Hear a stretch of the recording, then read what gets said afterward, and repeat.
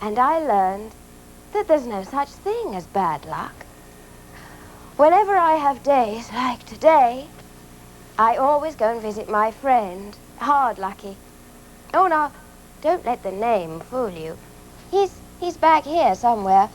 And with the day I'm having, I think you'd better go and visit him while I tidy up.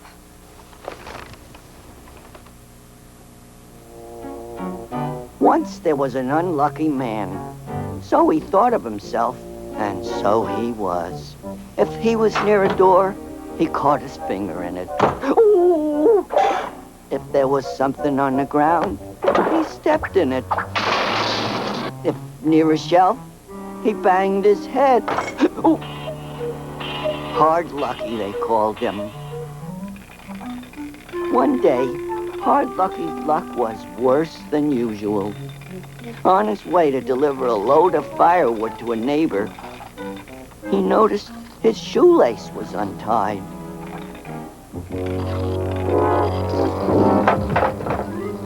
Oh, no!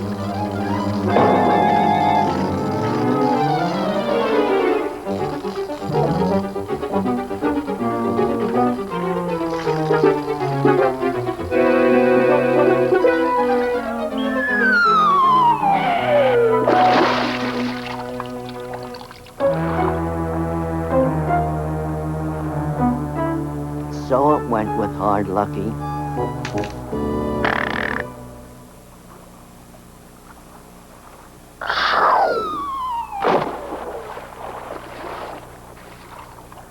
Poor Hard Lucky. That night, after a sad, solitary meal of soup, Hard Lucky took his shoes off and went to sleep. As he slept, a gust of wind blew down the chimney, fanning the flames. First his shoes caught on fire, then the chair he was sleeping in. Yikes! Somehow, Hard Lucky had lost control of his life. Woe is me! What am I gonna do? Where am I gonna go? Oh, woe is me! Yo, yo, yo, yo, yo, yo, yo! Hard Lucky decided it was time to leave. Perhaps he would have better luck in another town. So thinking, Hard Lucky collected a few stones to start building a new house with.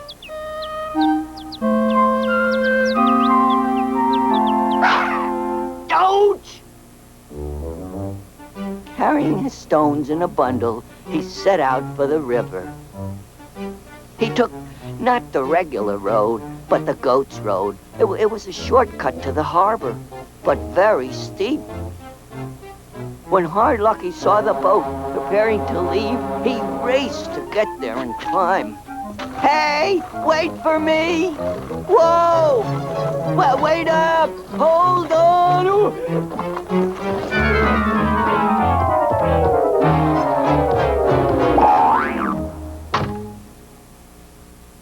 Who left these bundles here? I don't know, Captain. I'm Hard Lucky, sir. Hard Lucky. Why are you disguised as a bundle? I'm not disguised, sir. Liar! Toss this bundle overboard. Aye, aye, sir. Luckily, they were near land, so Hard Lucky was able to make it to shore. Hard Lucky, carrying his bag of stones, climbed up the hill to the town. The place was odd, and odd were its people. Said the odd man, meaning welcome. Oh, I'm sorry, said Hard Lucky, thinking the little man had asked for coins. The odd little man turned out to be the mayor, so Hard Lucky was thrown in jail for what he said. He learned later that in their language, I'm sorry means I spit on your land. In the morning, Hard Lucky was shoved across the border. Moose, buggies, moose, twist, grit. Stop! Stop! Help! Help! Oh, woe is me. What am I gonna do? Stop, you ratted beast! Stop! Whoa, whoa! Stop! Stop! Whoa, whoa, whoa! Oh! Thank you for bringing my mule to a halt, kind sir. I've been trying to do that all day. Now I can rest for a moment. But tell me, young man, why are you so unhappy? Oh, first I got my finger caught into my house, burned down in a blind man's stomach. A bird bit my nose, and then I was thrown in jail, and then I was thrown overboard. I have good news for you. You are not unlucky at all. Not unlucky? No, none of those terrible things could have happened to you if you had just paid attention to what was going on around you. If you hadn't put your shoes near the flame, they couldn't have caught fire. And if you would have kept your feet out of the way, the blind man couldn't have stabbed you. And if you had taken the regular road to the river, you would have arrived at the boat looking like a person and not a bundle. As for the stones, oh, why take stones from one place to another? There are plenty of stones everywhere. And what happened over there? Well, that could have been avoided too. If you'd paid attention, you would have seen that the man was speaking a different language. Then I'm not unlucky? Pay attention to what you're doing. Stop to think, and you'll see how your luck will change. Take control of your life, my boy. I must be on my way now. Goodbye, and thank you, old man. Hard Lucky was joyous. If he just paid attention and stopped to think, his luck would change. So he decided to return home. Oh, I did it again. It's like the old man said. If I'd been paying attention to what I was doing, I would have noticed the warning. This time, he walked carefully. If he saw something on the ground, he walked around it. If there was danger above, he avoided it. If he was near a door, he watched his fingers. So doing, Hard Lucky arrived safely at the port. There, he went from ship to ship asking for work. What can you do? Hard Lucky was about to answer nothing when he remembered the old man's words. He stopped to think. Well, whatever needs doing, sir, if someone will just show me how. So Hard Lucky was taken aboard and put to work in the galley. He was taught how to crack the eggs on the side of a bowl. He was taught how to make a plain omelet. But he found it difficult to remember all the steps at first.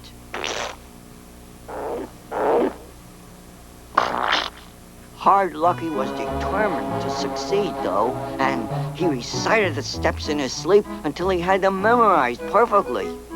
Crack, beat, add salt, mix, drop into the pan, watch, turn, watch, remove from flame. I'm getting it. Soon he was making jelly omelets and cheese omelets and omelets with fine herbs and even shrimp omelets. By the time the ship reached his hometown, everyone was agreed that Hard Lucky had learned how to make the best omelets that any of them had ever tasted. As a parting gift, the captain gave Hard Lucky a hen. The crew gave him a frying pan, and they all wished him good luck.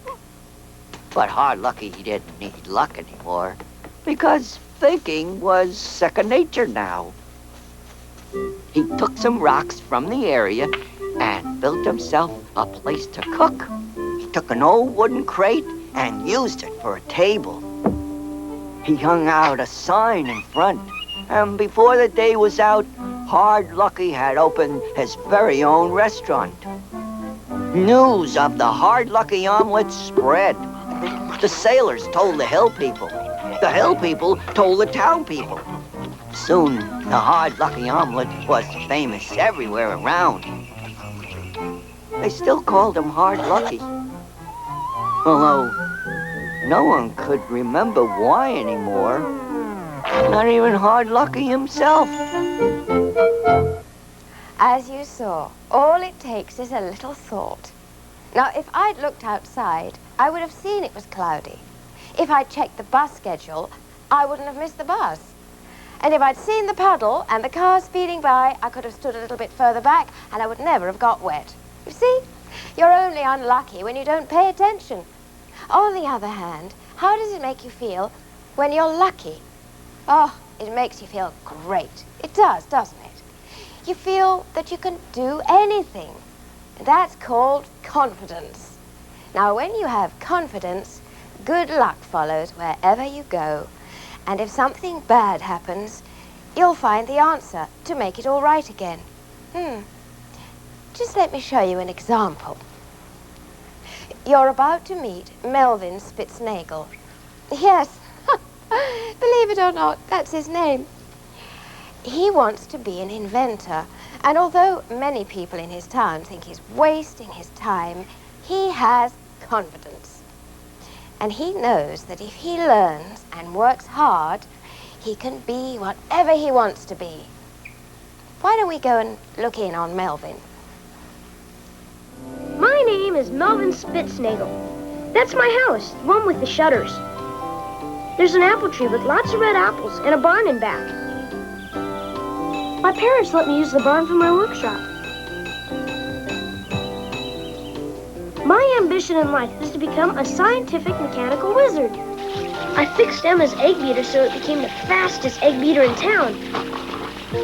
And Mama's sewing machine was the envy of every household in the county. Melvin, you certainly are a mechanical wizard. Thanks, Ma. One hot July day, the freezer at my father's ice cream plant broke down, and the ice cream flooded right down Radish Street. I had an idea what was wrong and went straight to the trouble. I was right. It was a loose rotary 4-gauge whirligax. I pulled out my number 7 Roman wrench, gave the whirligax a couple of twists, and in a jiffy, everything was under control. Oh, boy, a new Silver Zephyr bicycle. Thanks, Pop. Thank you, son. The day I got my new Silver Zephyr was the very same day that famous inventor, Professor Mickey Mickey, formerly of Prague, Stuttgart, Liverpool, and Bombay, arrived in town. This is the town in which I want to spend the rest of my life. Unnoticed. He painted his house green, so it was practically invisible. The moving men drove up and down Maple Street a dozen times before they found the place. It made me happy to know that such a great man as Professor Mickey Mackey was living in our town. But it made me sad to see that while I, Melvin the Mechanical Wizard, was hiding under a tree, Professor Mickey Mackey, the world's greatest inventor, was hiding inside his house. And we'd probably never meet. I read the weekly paper very carefully, looking for some mention of the professor, but he never came out of his house, and certainly never gave interviews to the press. It was the day I went to Gearhart's Hardware to buy some nuts and bolts that my luck suddenly changed. Give me a reel of piano wire. Yes, sir. He's my best customer. He gets very angry if I don't wait on him at once. Good morning, Professor. Oh, you look like a nice young boy. What's your name? Melvin. Say, Professor, why don't I take your wire on my bicycle? I could have it at your house before you get there yourself. A marvelous idea. Here's the wire you ordered, Professor. I got it. Thank you, Mr. Gerhardt.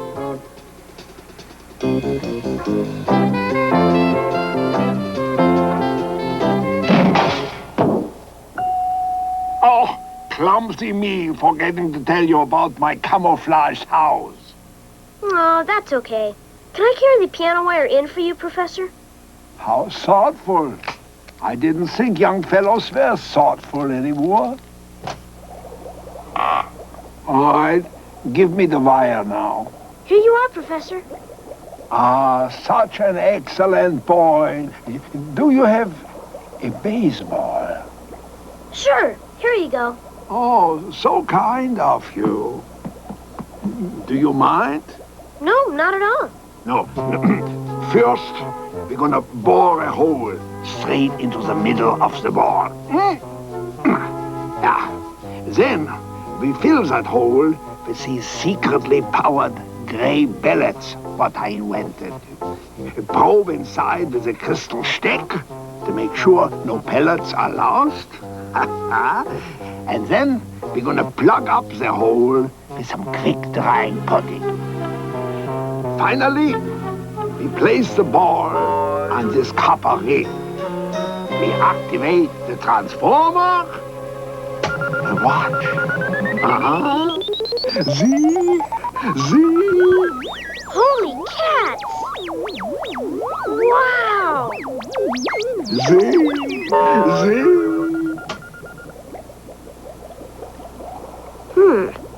Such an excellent boy, doesn't touch. I borrowed one of the professor's secret gray pellets to check it out in my workshop. Then, when the professor wasn't looking, I diagrammed the inside of the transformer. Young man, what are you doing? Just taking some notes, Professor. What have I done? Children, even children cannot be trusted. But I want to be an inventor, Professor. Oh, so you want to be an inventor? Listen to me now. It is very difficult, this journey you want to make, to be a scientific mechanical wizard. Better you should have a farm, grow chickens, make omelets. The simple life, that's the best, believe me. No, I want to be a wizard, like you. All right, but it's difficult, very, very difficult. I think I can do it, Professor. It's from Aunt Lola and Uncle Gus and Cousin Benny and Chester.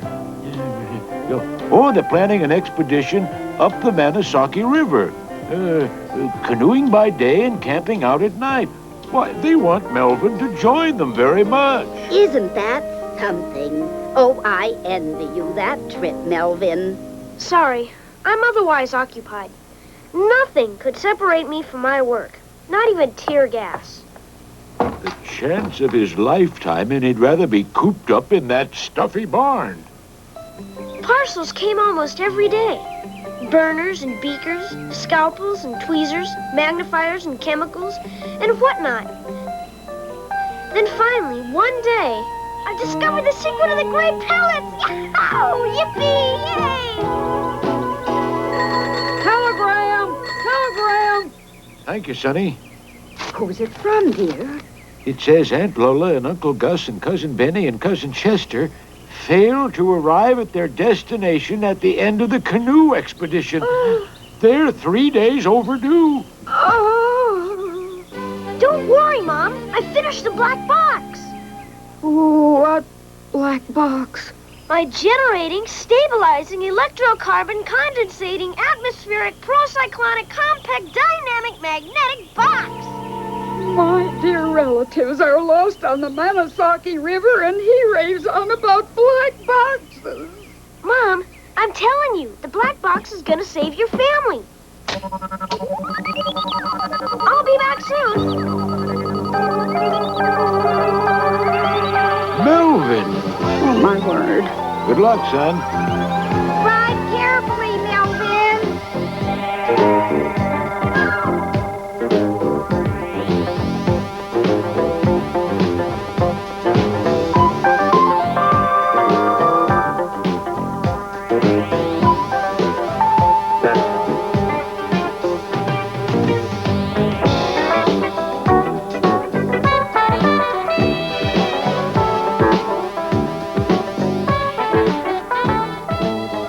Forest country.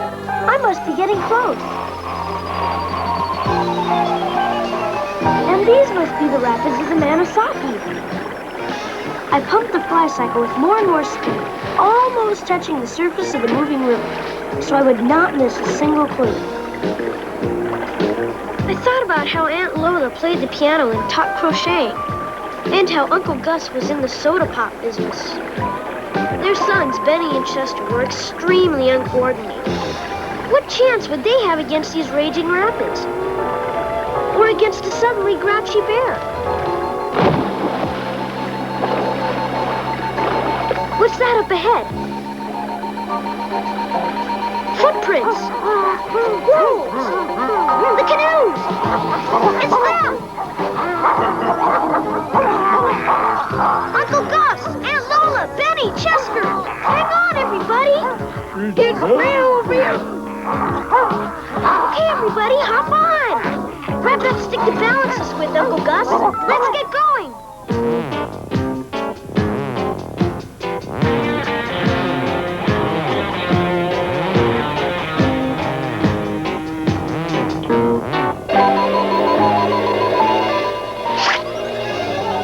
Well, we got off the ground.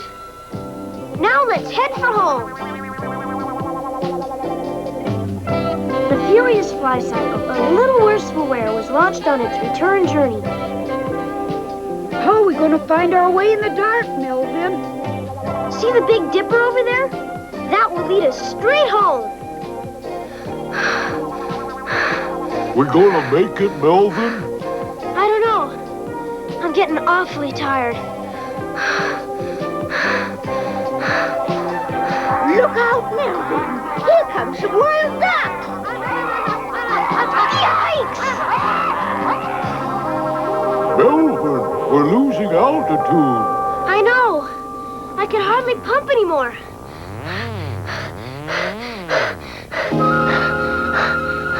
Hey, I think that's our town up ahead. Oh, thank goodness. The courthouse!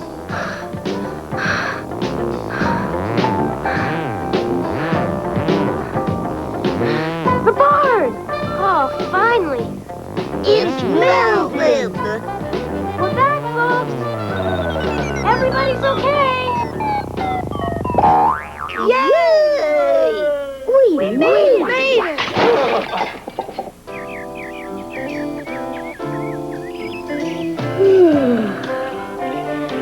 You know, the professor was right. It is difficult being a scientific mechanical wizard. And it's also very tiring. Yes, Melvin did become a hero, and all because he had confidence. He believed in himself, and no matter what anyone said, he knew he could be an inventor. Just like you make your own bad luck, you make your own good luck as well. Ask Hard Lucky if he's happier with bad luck or good luck, and what do you think he'd answer?